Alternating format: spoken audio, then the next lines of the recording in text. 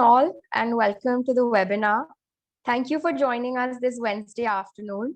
We take this opportunity to welcome you to the third webinar of the By Design series, brought to you jointly by TiE Delhi NCR and QGLUE. TiE Delhi NCR is the largest and the most vibrant chapter across the vast TiE network of 15,000 members spread across 61 chapters in 14 countries. QGLUE is the design and innovation venture of QAI, a 25-year-old transnational consultancy and advisory organization. QGLUE's charter is to evangelize design-led practices and accelerate the innovation journey of startups and enterprises alike. By Design is a design-driven entrepreneurship 6-session masterclass series specially created for founders, entrepreneurs, and business leaders who are constantly looking for new approaches, tools, and fresh case studies to create business success. This series leads to Ideas 2021 Awards on April 16th, which is a flagship initiative to inform, inspire, and empower design and innovation-driven entrepreneurship. These awards aim to empower startups to maximize their success and impact. Do apply for the awards today at the link provided in the chat box at the end of the session. Today's webinar is on Storycrafting for Innovation by Srinivas Peri. We humans are hardwired for stories. We think in stories and narratives. Good stories create an experience that evokes an emotional response. This webinar with Srinivas Peri will explore how well-crafted stories build your innovation narratives. The session will help you understand how the art of story crafting can make complex information memorable and easy to process. At the same time, it also appeals to people, evokes emotions, and inspires action. QGLUE's story crafter in residence, Peri combines deep industry experience with strong liberal arts education. An alumnus of Fletcher School at Tufts, Harvard Business School, and American University, he has over 25 years of experience working with startups and organizations like Adobe, IBM, and others, where he has scaled and built high-performance product teams across domains. An active runner, his current involvement with story crafting and mapping the futures is, in runner's parlance, a second wind for him. A lifelong learner, Peri went back to school at 41 to broaden his horizons. He's passionate about technology and innovation and is a serious history buff. He loves reading about the history of science and technology, and particularly the Renaissance period. Now, I recommend you type in your questions or queries in the chat box or the Q&A box and will be addressed at the end of the presentation. I now invite Srinivas Peri to commence his session. Thanks, Tanya. Welcome, everyone. Good afternoon. Let me start by thanking QGLUE and TiE for giving this opportunity to host the webinar. So this is about story crafting for innovation. Now, the idea is why every innovation needs a good story. Be it an idea, a product, or an experience, or anything that is a new way of doing, is appealing to people when told in the form of a story. Now, let me give a bit of a background about myself. So I've been in the technology industry since 1995. Actually, my career started a couple months before internet was officially launched in India on August 15th, 1995. So I've seen the industry. I've seen the industry evolve. Have a lot of good memories of the industry and what's been happening in the industry over the last 25 years. So after spending about 18 years in the industry, in 2012, beginning of 2012, at 41, I decided to go back to school. Some people said it was a courageous decision, but many thought I was crazy. Because I was at the peak of my career and I was doing well and making a lot of doing good stuff, and I just decided to drop everything and go back to school. And the next 4 years was actually in Washington, DC and Boston, and a part of it in the Valley. And probably that's the best 4 years, and that's the best decision I had taken. So a lot of learning, I think it's just been a brilliant experience. And really my interest in story crafting or storytelling for that matter started when I was in Boston. So one of the courses I did at HBS was strategy and technology. And the professor was David Yoffie, a very renowned professor. And the entire semester, every case study would actually start by he telling a story about the particular case, be it Intel or Qualcomm or something like a Pebble. But he would tell a story for about 15 minutes. And that set the ground for the rest of the session. And he was a master storyteller. And it makes you realize that, a good story kind of conveys a lot more than a whole bunch of data. And of course, I attended a couple of very good seminars at the MIT Media Lab.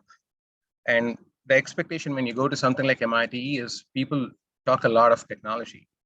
But it was a pleasant surprise to kind of understand their perspective that you don't need to talk technology if you can tell a good story. So the journey started there, and I've been kind of digging deeper into this for the last couple of years. Right. So what should you expect from this session? So there are broadly 3 points I would kind of cover. The first is, why do we tell stories? Why are stories so effective? Why are they so impactful? And I will get a bit into the structure of the story. And there I will cover some of the neuroscience behind why storytelling is so impactful. And the neuroscience behind the story itself is pretty interesting. And I'll of course get to why storytelling or story crafting is so important and impactful with innovation. I've tried to keep it simple. I will take you through a few live stories that have been told in the industry and that have really caught the imagination of people. It's through these stories that I want to convey the simple principles of story crafting for innovation. So before I kind of get into the real story, the story crafting part of it, I want to set the context, taking you through a couple of stories that have been catching attention of late all around the world. Now, I thought this would be a good way to start because there's been a lot of interest in these particular stories, and people have been following them very closely all around the world. So many of you would have heard about NFTs, the non-fungible tokens. So there's been a lot of talk about NFTs and what exactly are they? And there was a recent money control article in India where number of art galleries in India are actually going the non-fungible token way to kind of sell their digital art, right? Now, what exactly are non-fungible tokens? So if for a layman, or even if for somebody who's kind of hard pressed for time, if you just really want to understand what an NFT is, probably one of the first places you would go and try to get some understanding of it is Wikipedia. If you go to Wikipedia and type NFT, what do you see? Now, this is what you get to kind of read, right? So it has, it's a good explanation from a technology perspective or from a business perspective. But there are a lot of terms that kind of just don't appeal to people, right? A cryptographic token, a Bitcoin, a digital ledger, utility tokens, network tokens. What do people make out of this? It's very difficult to understand what exactly you mean by this. And if you're not, even for somebody like me who's been, who understands this to a fair extent, it's not really appealing. So you would want something much better to, so that kind of arouses your curiosity and you want to dig deeper into this. So let's look at this. So this is from Christie's, the auction majors, their website. So what they've done is, I think it was on March 11th, they auctioned this Beeple's collection of digital art for $69 million. Now that's a lot of money. Now, who's Beeple?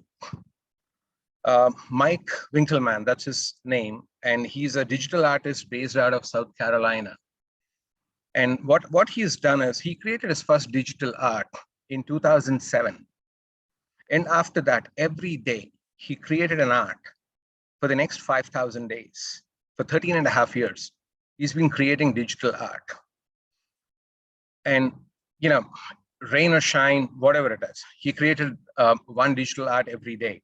In fact, one of the things he created was something he created in 3 minutes just before he drove his wife to the hospital, who was due to deliver their first baby, right? So he created about 5,000 pieces of it. So they collected all of that and they auctioned it for $69 million. And I mean, you know, so what Christie's did was, without getting into technology or without getting into what NFT is and, you know, the features or whatever it is, they actually told the story of an artist and why NFTs are important for an artist. So earlier, digital art has been around for a while. But, you know, if you had to buy something which was digital art, you were not sure if it was authentic.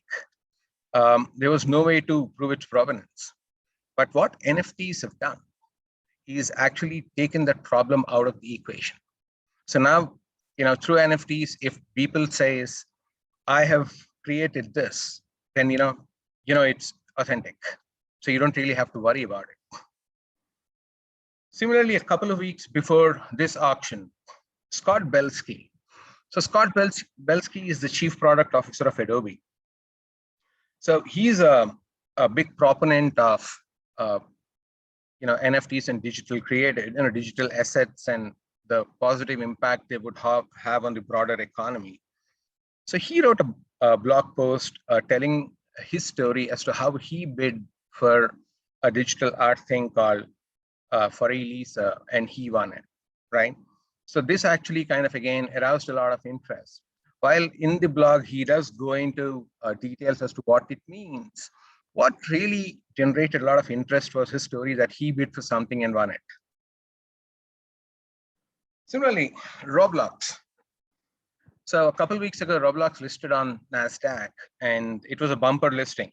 They were valued at $45 billion. I mean, I think $45 billion or something like that. So there's been a lot of talk about Roblox platform and how it's kind of going to revolutionize gaming. And, it was like all kinds of phrases that were used, citizen gaming and, democratizing gaming and all the stuff. But again, for somebody who wants to understand all this news about Roblox, so if you go to the Roblox website itself, right? Now, this is what they say. I mean, again, it's a very generic statement or generic paragraph, which you would probably find on every corporate website. Doesn't really give you much detail, or neither does it kind of, appeal much to you, So, but what's been happening interesting around Roblox is the stories that have been going around. So one of them is this. So two identical twins actually been using Roblox for a few years. So what happened is they made enough money on Roblox that they went ahead and cleared their parents' mortgage. Now, this was about a couple of weeks ago, or about a couple of weeks ago on BBC. And this story went viral, right? Now, the story actually gets into how they kind of use Roblox, and it gives a lot of information about the Roblox platform and what can be done on Roblox, but it doesn't really tell it from a technology perspective or anything related to it. But it tells a story of two users who've used the platform and have made a lot of money. So this story went viral, and any of you are interested, if you kind of search for Roblox stories, there are a whole bunch of stories like this. And and one data point is in 2020, about half the kids under 16 in US have used Roblox, and the numbers are also pretty huge all around the world. So it's really kind of giving rise to a lot of interest as a platform for gaming, where anybody you could just go and create your own games. Right? So set the context on with a couple of these things that have been kind of gaining currency of late. So it's time, let me kind of dig into what exactly is story crafting and why it really helps for innovation. So why stories? So a couple of years ago, when I seriously started digging around into storytelling, my initial expectation was I would probably learn a few things from the screenwriters and the filmmakers as to what the structure of a story would be, and how to tell a good story, probably what kind of language to use, or what not, the do's and don'ts. But the surprising part, or the great learning part for me, was really the neuroscience and the science behind stories. I was really amazed at the amount of research that has been going on for the last couple of decades into the neuroscience of storytelling. So, some of the best universities around the world have actually people doing research on why storytelling works. Why is it so impactful? So one of the things is, since the dawn of humanity, we've been telling stories. So in fact, there are, I think this is still an evolving research area, but there are some scientists who actually say when language evolved, from the days of, from the early days of the humans, language evolved as a medium to pass information. And in those days, information was really told in the form of stories. In fact, archaeologists have found a painting, a cave painting in southern France, which is, I think, about 20 years old. And they've certified it as the first story ever told in the form of drawings, cave drawings, right? So it was basically people sharing their experiences in the form of stories since the dawn of humanity. So second, as I go forward in the next few slides, you probably will get more, idea about this, but we really think in stories and narratives. Despite whatever the economists and the statisticians would want us to believe, we don't think in probabilities and we don't think in numbers. We think in stories. We think about future. We actually think about what probably might happen. We build a story around it, right? So it's natural that we think in stories and narratives. Okay. And as I said, whatever people would want us to believe, but our brain is actually a story processor. It gets activated when you hear a good story, and it's very good at framing stories. I know, so that's why for a lot of us, irrespective of in whichever form we tell, we're good at thinking in stories and communicating them, and that's worked best for our brain. So how does it work? So if I were to put up a slide with just data, with just charts, so there are two parts of the brain that really would get activated. Mind you, all this is scientific studies, a lot of neuro research that has gone into it. Right? For those of you who are interested, you can actually dig deeper. It's a very interesting line. So the two areas are basically Broca's area and Wernicke's area, which are associated mostly with the language, right? But let's say you are watching you're listening to a good story or reading a good novel or watching a movie, right? Which is, you're engrossed in it. It's pretty much the entire brain that kind of gets activated, right? Apart from the Broca's and the Wernicke's area, your prefrontal cortex, right? All your other visual cortex, all your other senses get activated. So the immersion is actually complete, right? Now, what actually happens? Why does this happen?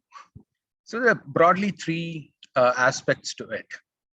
One is called neural coupling and mirror neurons. This basically, when you're listening to somebody tell a good story and it's appealing to you, your brain activity kind of mirrors that person's brain activity, right? Similar neuroactivity happens. And then the neurochemicals, the dopamines, the cortisols, and the oxytocins. Now, these are chemicals that are associated with emotions, empathy, and all this stuff, right? So, your emotions are evoked. So your brain works in such a way that, like, you get engaged emotionally. So that's what, so it creates an experience. So there's an interesting thing. So there's this Professor Uri Hassan at Princeton University. So his research is in the area called neurocinematics. Now, yes, there is a subject called neurocinematics. And so he basically tried, seeing how people react, a group of people in the room, when he showed a random video shot on the street. Absolutely nothing. There are no similarities. There was probably about 20% similarities in the brain, response. But when he showed a movie, I think it was an Alfred Hitchcock movie, the similarity in the brain, the neural activity was about high 60%, I think 67 or 68%. So, so it evokes kind of similar emotions, similar experiences in a group of people when you tell a good story. So again, neuro research has kind of pointed out some key elements of what make a good story. So there are 3 elements to it, right? Engaging stories are always about characters. Most likely there is a central character or a central characters around whom the story is always told. There is a misconception that plot is more important, but now there's enough research and enough proof that it's actually characters that drive the plot. Plot doesn't drive the characters. And the second element is there is always a conflict or a struggle. So in a story, the character is always, he has a conflict or has a struggle to overcome the conflict. Now, these are 2 elements that really appeal to people when they listen to a story. But there's a third element, which is actually very important. And as I go forward, when I take you through some of the examples of innovation stories, you will understand why this is more important. The third element is change. So every good story we tell has a very strong element of change in it. Something changes, a status quo, kind of, you move away from a status quo, or something good has happened, or something bad has happened, or something is achieved. There's always an element of change in a good story. And again, if you kind of understand neuroscience, what is fascinating for our brains is change. Most of our perception, be it vision, smell, or sounds, right, is based on detection of change. When everything is the same, it's pretty mundane, right? Just assuming you're driving on the road and you're just seeing the same thing. You kind of, your attention kind of diverts to multiple things. But the moment there is a change, a loud sound, or something which you've not seen before, something which is out of the ordinary, you're suddenly, all your senses get activated, right? So basically, our perception is designed in such a way that it's basically, detection of change activates all those things. So change is very important, when we're telling a story. So to sum it up, there are roughly, 3 main, the elements, which is characters, conflict, and change. Now, let me get to, how does this story crafting map to innovation, right? So when we talk about innovation, so let me kind of just briefly touch this topic up, right? When we talk about innovation, most often we kind of talk about products or some kind of a radical innovation. But radical innovation, let's say, something which is absolutely out of the blue and which kind of changes everything, is very rare.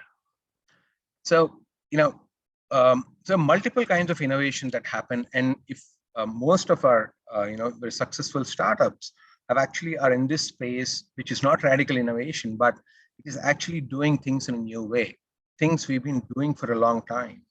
So they basically are focusing on removing, a friction in something we've been doing, and basically, a conflict we've had, or a new way of doing things, using technology.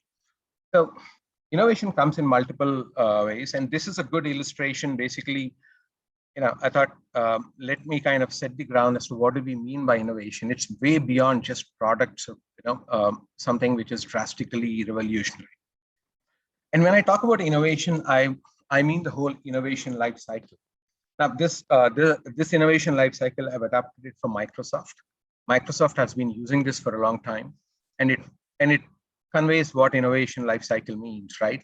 Be it envisioning to execution. When I talk about innovation storytelling, it could actually be along the life cycle anywhere. So what is innovation? So simply put, it has three key elements to it, right? Innovation is about change. It basically changes something that we've been doing, or will change something we are doing, or it takes us to a new state. Innovation is about impact on people. Irrespective of what kind of a technology or what kind of a new process or what kind of a new experience, the impact is on people. And innovation is always about overcoming a conflict, overcoming friction. Now, when we look at this innovation definition from these three perspectives, it's basically, people, conflict, and change. Now, this was something which took me a while to kind of map. Of course, there are people, I've not reinvented the wheel, people have done it. But this maps directly to the kind of three core elements of a good story, right? And when we look at innovation from this perspective, that it's about people, it's about overcoming a conflict, and it's about change, it becomes much easier to kind of wrap innovation inside a story and kind of appeal to people. I'll get into some examples, and I'll talk a little more in detail as to how this actually worked in real life. But before that, let me introduce you to this concept of hero's journey. Now, hero's journey, this was basically come from a book called A Hero with 1,000 Faces by Joseph Campbell. It was written in 1949. So Joseph Campbell did a lot of research about the global myths all around the world, right from Gautam Buddha to Nataraja to Greek mythology and Chinese mythology, and he went into Nordic mythology. So the more he dug into it, there was basically one particular theme that covered. Okay, just a disclaimer here. When I talk about hero, I mean it in a very gender agnostic sense, right? Now, this is about a character. It has nothing to do with the gender. So that's let me be very clear about it. It would apply as much to a Lara Croft, or it would apply to Indiana Jones, or it would apply to a Mickey Mouse. So it is gender agnostic. So what Joseph Campbell found was that there is a common theme. Of course, when he created it, there were 17 different elements. So to simplify it, it's basically about a hero's journey, overcoming a conflict, and there's a call to adventure, and there are ordeals, and he comes back, and so everything is like happily living ever after. So this is a concept. Now, he wrote the book in 1949, but it really got popularized post 1977.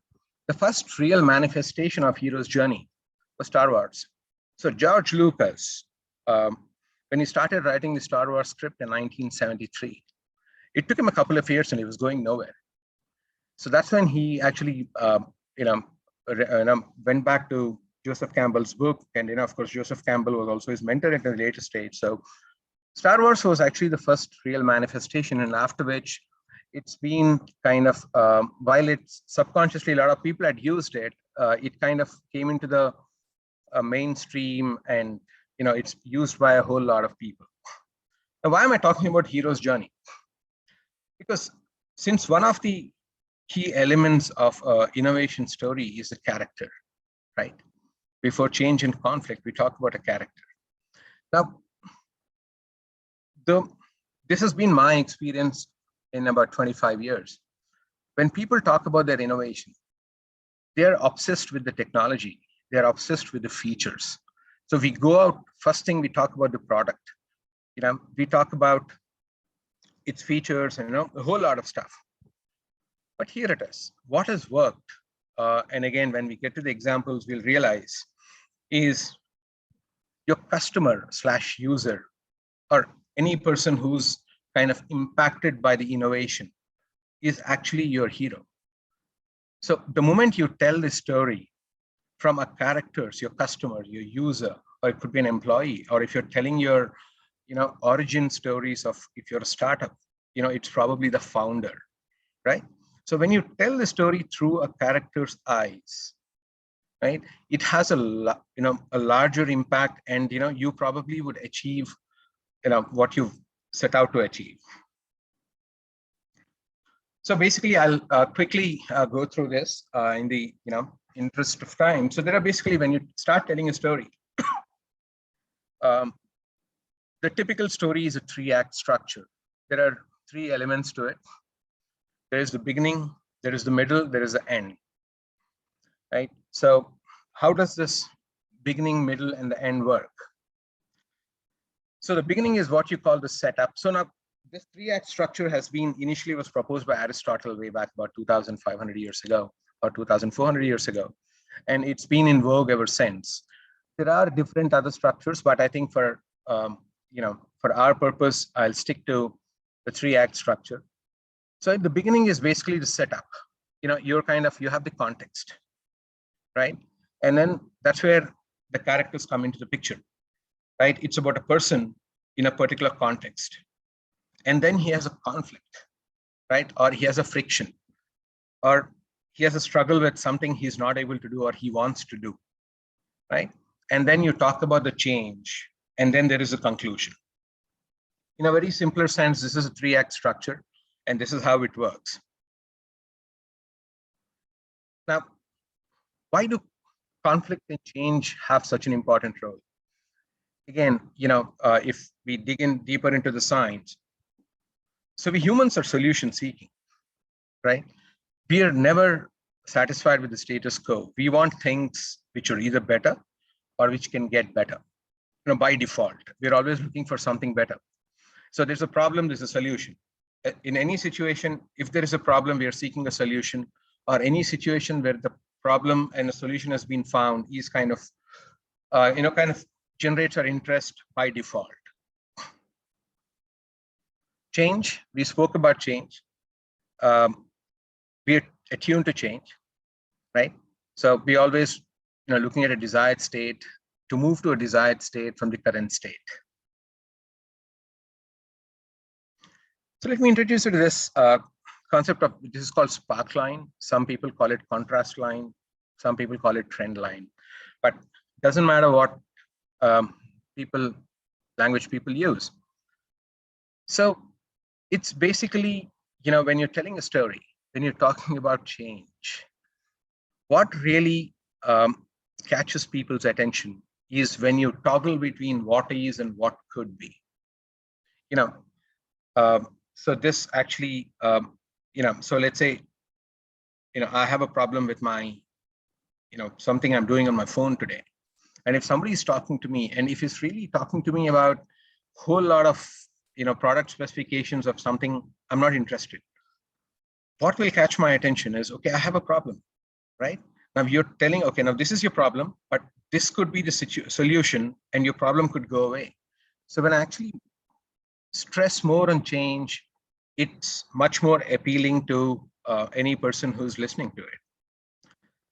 So again, we typically in a storyline, you have the beginning, you introduce the character, then you talk about the conflict, and you kind of try to bring the spark line in, at the middle of it, before you go to the conclusion. So again, the examples I kind of will move to in a few minutes will actually highlight this change part of it. What I said, the spark line, what is and what could be.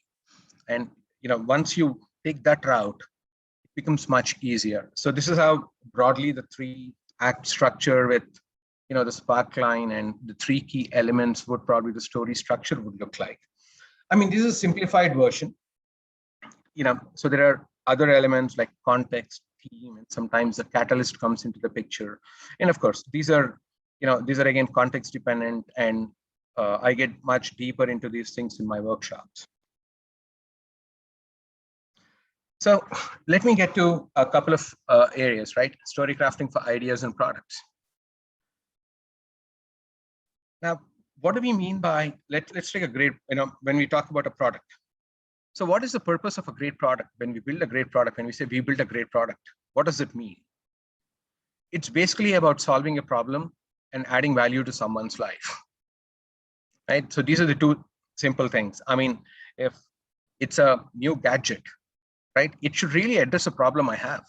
And is it adding value to my life? Otherwise, I'm not going to use it.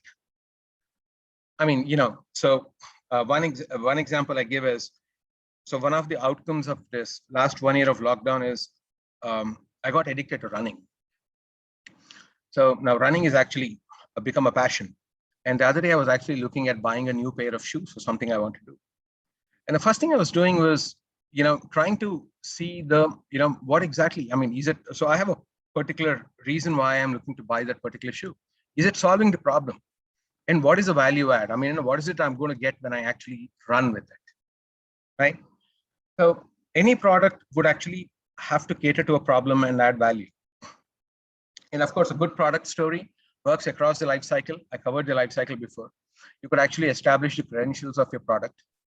You could actually evangelize your product, evaluate, evolve, and these all feed into each other. So let me come to some real examples. So I'll spend some time here. Now, this is a very interesting story. Dollar Shave Club. A lot of people only heard about it when Unilever bought them for $1 billion in 2016. So Michael Dubin, who started the company, didn't have too much of budget for marketing. So in 2012 March, what he did was he spent about $4,500 and created a video. It's a 90-second video. So folks, I mean, if you have not seen it already, just go to YouTube, type Dollar Shave Club and watch the video. What he did was he told a story, right? Now, I mean, so this is something which I'll never forget because I just gone back to school in 2012 Jan, and I was just still, coming out of my corporate hangover and, adjusting to life with, people who are much younger to you. One of them forwarded me this video and said, "Hey, Peri, I mean, you're the kinds who shaves every day, so just go watch this video." It kind of hooked me. So it's nothing, I mean, there's nothing, he's not selling you a fancy product. What he's doing is addressing a problem most of us who shave have faced at some point in time or face it regularly. One, your blades are expensive. Two, do you really need such a jazzy product for something as simple as shaving? Like, no, I mean, as he says in the video, your razor doesn't need to have a vibrator in it, or a back scratcher in it, or it doesn't need to have a flashlight in it, right? So, we're sold fancy features, but basically it has one purpose. You need to have a clean, smooth shave, and it's expensive. Buying, any branded razors is expensive. And two, when you go to a supermarket, at least, many people don't seem to find where the razors are. It's always a fight to find the razors. And when you get to the razor section, it's always confusing, right? So he was just addressing that simple problem. And it was, the video was shot in the format of a story of an average customer, whose experience of buying the razors is pretty bad. And it just went viral. It went viral. He had 12,000 orders in 48 hours. And then, before that, he was struggling to raise funds. And I think he raised what, 9 million or 8 million, something like that in a month after that. And he was struggling to hire people. The CEO of MySpace is already on its way down. So MySpace actually joined Dollar Shave Club, right? So, it really worked. And of course, then the second, just one thing. So what he was also kind of selling there was a new way of doing business. he wasn't selling the product. So today we take D2C, direct to customer, for granted, direct to consumer for granted. But in 2012, it was a concept which was still very new. So he was also selling a direct to consumer concept that I will send it straight to you. You don't have to go spend a lot of time inside the superstores. Second story, of course, is Steve Jobs. This was an article in INC magazine in 2017, 10 years after the iPhone launch. It's still probably one of the best stories ever told. For those of you who watched it but haven't watched it for a while, there's a 10-minute video on YouTube. It's just probably has all the elements of the great story that you can tell, where he highlights the challenges people have. And those days, I can relate to it, right? Those days I was using a Nokia E62. He actually mentions Nokia E62, a BlackBerry, right? And he mentions a Motorola and says, do you really need those keyboards? And the way he highlights the conflicts that people have and what is it that they are changing? Why is their product so revolutionary? So it's probably, one of the best stories, you can ever hear about innovation. And of course, Steve Jobs was a master storyteller. He had a similar story to tell at the launch of MacBook Air, where he compared their products with the Toshiba laptops. And, so this was again, storytelling was used, beautifully here for iPhone launch, but Steve Jobs used it across all his products. Then let me come to the third interesting case. Now, HP. We don't really associate HP with, at least off late, in the recent past, with coming up with something really good, but they did. So, they were addressing a problem which is probably keeps a lot of CIOs awake at night nowadays, data security, right? And they hit the nerve by actually, so this video actually has a character which is played by Michael Slater. He calls himself the Wolf, and he's basically spreading malware into the company's networks, right? And they actually tell this story of a everyday life of employees in a company, and how harmless print job has kind of infected the entire network. It was just, I got a file, I just hit the print button, boom, right? Everything goes wrong.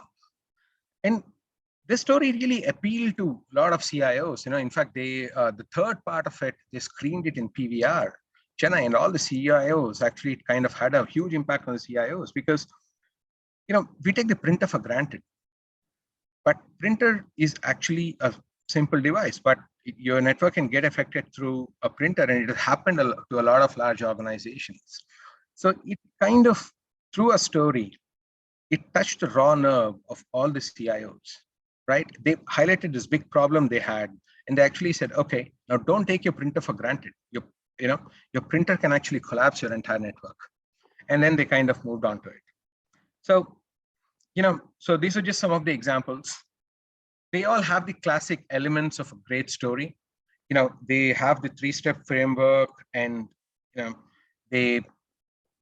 use characters. More importantly, all three of them actually put the customer at the center or the user at the center. The Dollar Shave Club was about the customer's experience of buying a razor, and, then iPhone was, of course, about the lack of user experience on the older phones, or why using a new product is much better for the customer. And of course, the HP one was about the data security, which is of a lot of importance to all the CIOs. And they address a conflict, and it talks about change. What does it mean when you actually use this product, or if this innovation comes into your life, what does it mean for you, right? So it's ease of buying or ease of use, or it's actually you can sleep well in the night because you're not really concerned about your data security. Right. So there's another application for storytelling, which is story crafting for user experience.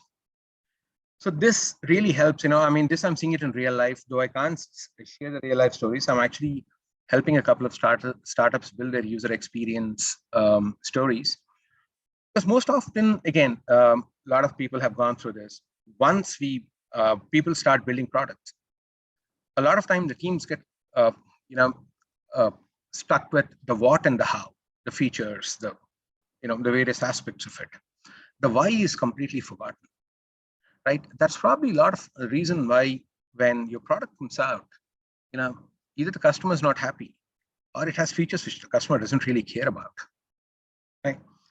So what does a good story tell a UX story do? So this is again a real life thing which I'm helping a startup build. So their goal is to basically help physicians deliver better patient experience, right? So what they've done is they've actually built a customer journey and built a story around it, right?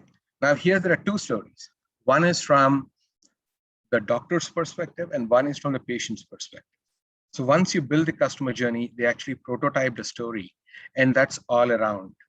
So as the product is being built, periodically, you actually, kind of map it to the story and see, are we really with the customer? Are we really with the patient?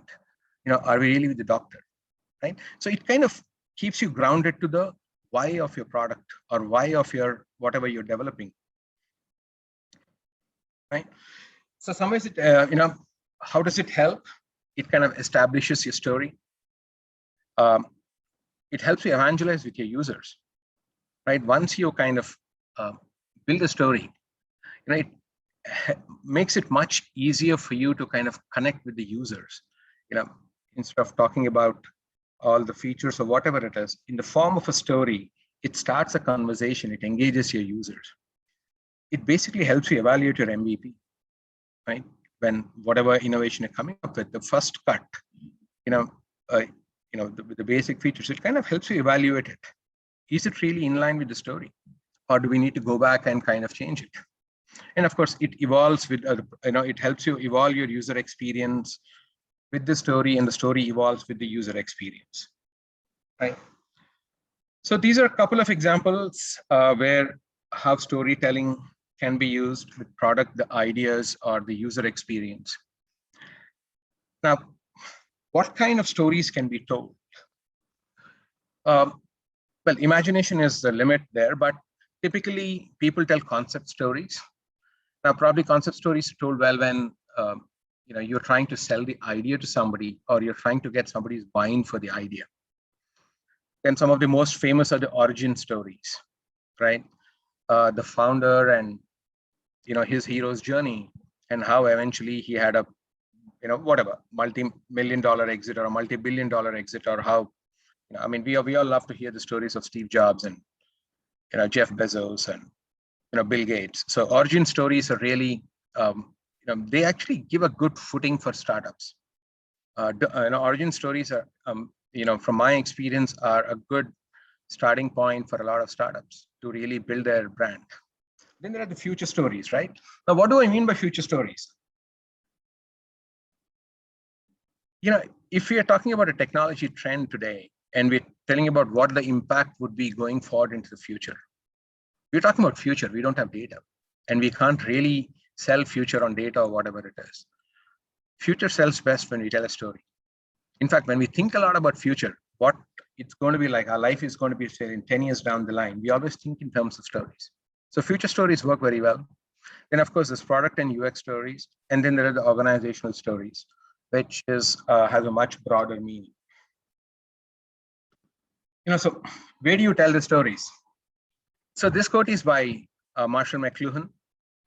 He is a Canadian who did a lot of work on media theory, and he's the one who coined the phrase, the medium is the message. So the tools we use and how we use really make a lot of difference. So if you're using it for internal purposes, and so your storyboards, your journey maps, your prototypes really make a lot of difference.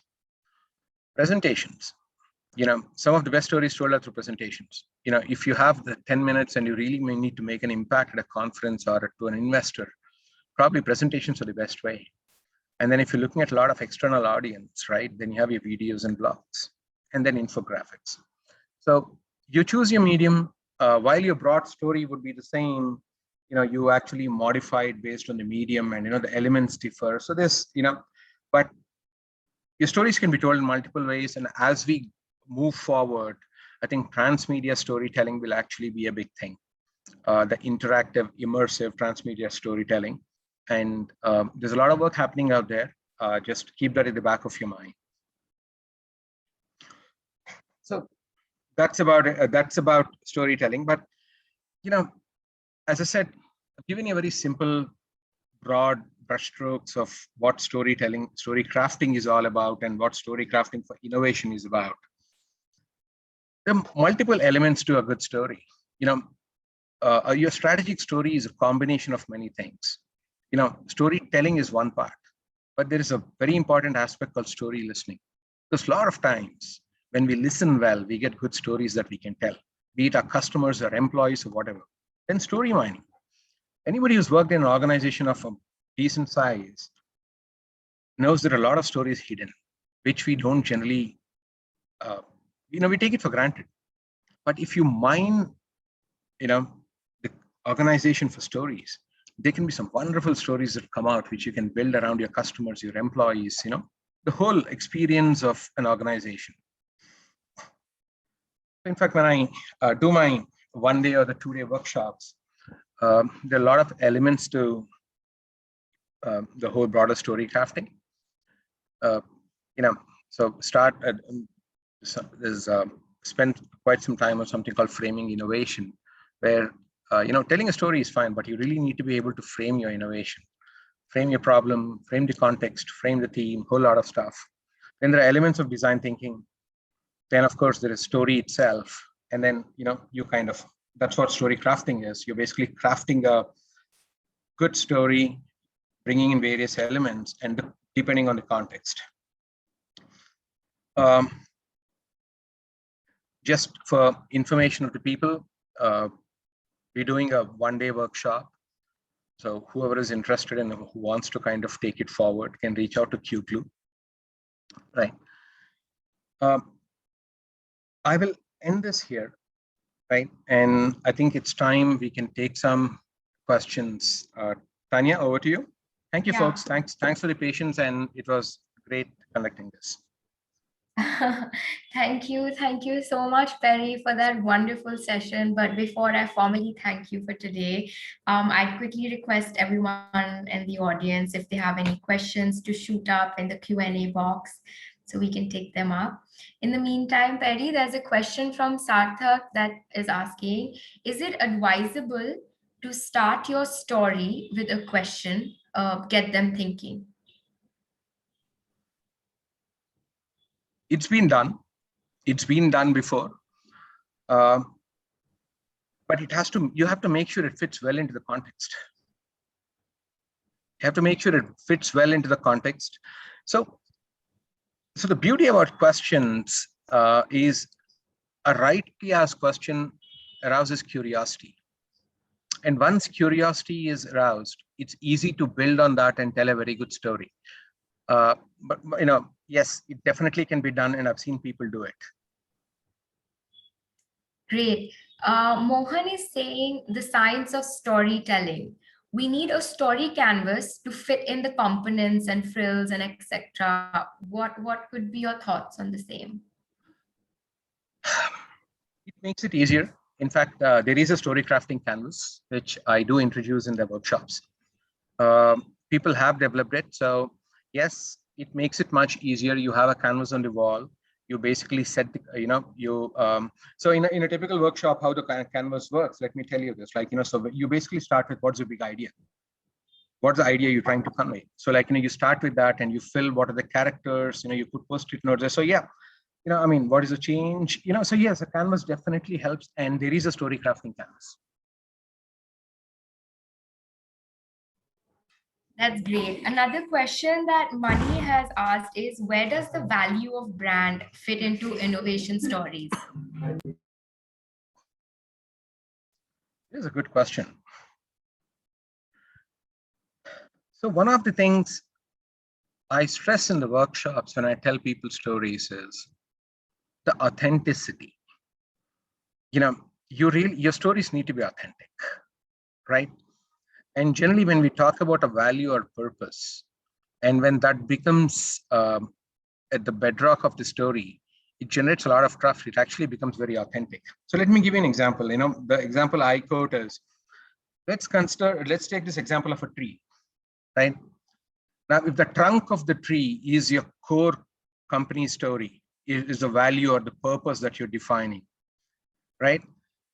The branches are actually the stories you tell that come out of the core. So, well, I hope I answered your question there. I think due to time constraints, we can maybe take another question. Sure. The question is that everybody is not a good storyteller. What if a story falls flat? I'm talking in a presentation scenario. Sunil Bhandari wants to know.